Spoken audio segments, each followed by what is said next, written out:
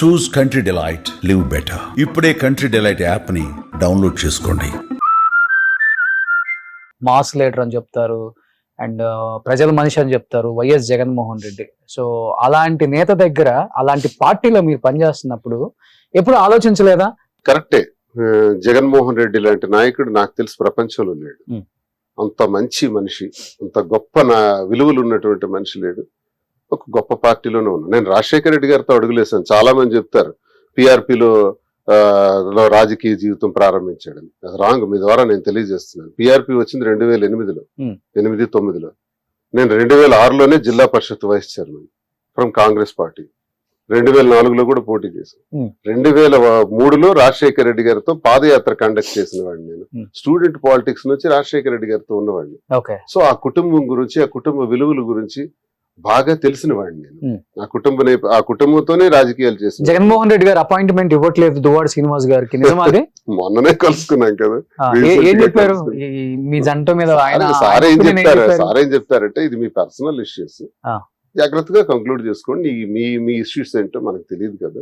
మీరు ఒకటి 2 ఏళ్ల క్రితం టికెట్ల కోసం జరిగిన ఫైట్ మా కుటుంబంలో ఆయనకు అంతా తెలుసు. ఇది ఈ రకంగా జరిగేటప్పుడు, ఇలాంటి మలుపులు తీసుకునేటప్పుడు జాగ్రత్తగా క్లోజ్ చేసుకోండి. ఒక రకంగా రాజకీయంగా ఇదంతా మీరు అన్నట్టే, రాజకీయ నాయకుడిగా, ఒక మంచి నాయకుడిగా ఇవన్నీ కరెక్ట్ కాదు కదా, జాగ్రత్త చేసుకోండి అని ఆయన మాటలో ఆయన చెప్తారు కూడా. అయితే నేను కూడా ఎలా అనుకుంటున్నానంటే, నా పర్సనల్ లైఫ్ ని దయచేసి పాలిటిక్స్ లోకి తీసుకురావద్దు. నాకు మంచి వాయిస్ ఉంది, గొంతు ఉంది, ధైర్యం ఉంది, ప్రజల పక్షాన పోరాడగలిగే శక్తి సామర్థ్యాలు ఉన్నాయి.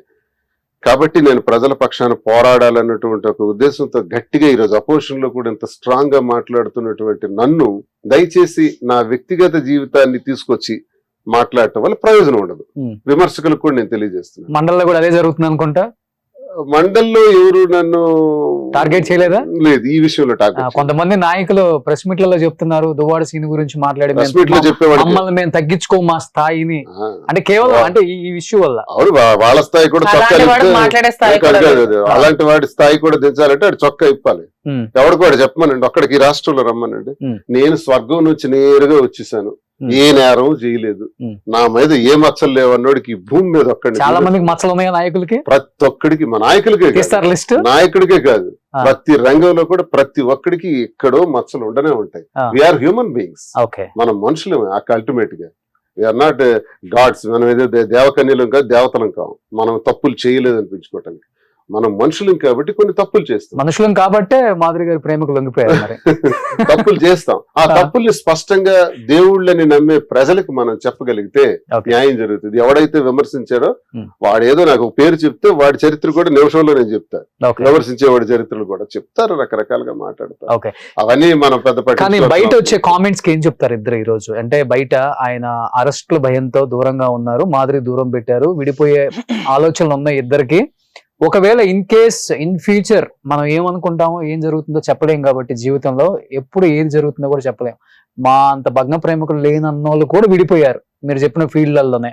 ఇన్ కేస్ రేపు విడిపోతే తట్టుకోగలరా, బతకగలరా ఇద్దరు? అసలు మాట ఎందుకు వస్తుంది, అసలు ప్రశ్న ఎందుకు వస్తుంది నాకు అర్థం కావట్లేదు. ఇన్ కేస్ జరుగుతున్న వాటిని మేము ఇద్దరం కలయికలో మేము కొన్ని బాధ్యతలు తీసుకున్నాం. మా ఇద్దరు కలిపి 5 పిల్లలు ఉన్నారు.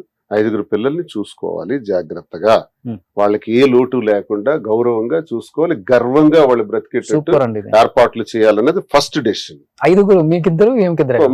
ముగ్గురు అండి మీకు? పిల్లలు. ఏం చేస్తున్నారు ఇప్పుడు? చిన్న పిల్లలు చదువుతున్నారు. ఒక అబ్బాయి, 3 అమ్మాయిలు. 3 అమ్మాయిలు. ఓ సూపర్. మీకు 2 అమ్మాయిలు? నాకు 2 పిల్లలు. మీ ఇద్దరు కలిపి 5 అమ్మాయిలు. 2 డాక్టర్స్. వారసుడి కోసం ఏమైనా ట్రై చేస్తున్నారా? ముందు మనకున్న 5 పిల్లల్ని అగ్రస్థానంలో పెట్టాలి, బాగా చూసుకోవాలి. ఇది మా డెసిషన్. 2 ప్రజలు. పిల్లల బాధ్యతలు మటుకు మీరు పక్కా. 2 ప్రజా జీవితం. ప్రజా జీవితంలో కూడా నమ్ముకున్న ప్రజల కోసం కష్టపడి ఆఖరి ఊపిరి ఉన్నంత వరకు పనిచేయాలి. ఇది మా డెసిషన్. తప్ప ఈ విడిపోవడాలు, ఈ ఆలోచనలు లేవు. ఎంత స్పష్టంగా, ఎంత క్లారిటీగా చెప్పిన తర్వాత. కానీ మీ ఇద్దరు పిల్లలు మీతో మాట్లాడటానికి ఇష్టపడలేదు కదా, మీరు వాళ్ళ బాధ్యతలు తీసుకుని ఏం చేస్తారు? మాట్లాడటానికి ఇష్టం లేకపోయినా నా బాధ్యత నాకు ఉంటుంది, నా ధర్మం నాకు ఉంటుంది, తండ్రిగా నేను చేయాల్సింది నాకు ఉంది, బాధ్యత నాకు ఉంది, అది చేయాలి, చేస్తాం. వాళ్ళు చిన్నపిల్లలు, కాబట్టి అవన్నీ మనం పట్టించుకోకూడదు. నేను చేయాల్సింది చేయాలి అంతే. Hmm. అది నా ధర్మం. ఓకే అది తండ్రిగా నా ధర్మం మేము చేస్తాం, తల్లిగా చేయాల్సినవి ఉన్నాయి, తప్పకుండా చేస్తాం. ప్రజాజీతి ఇది మేము పెట్టుకున్నామండి. ఈ విడిపోవడాలు ఇవి అవన్నీ ట్రాష్, అవన్నీ అభూత కల్పనలు, ఎవడో చెప్పుకునే సరదాకి వచ్చే మాటలు. ఇక అరెస్ట్ గురించి వస్తే అరెస్ట్ ని ఫేస్ చేస్తాం. జైలుకి వెళ్ళటానికైనా సిద్ధం. సుమన్ టీవీలో మీ పర్సనల్ అండ్ బిజినెస్ ప్రమోషన్స్ కోసం కింది నెంబర్కి కాంటాక్ట్ చేయండి.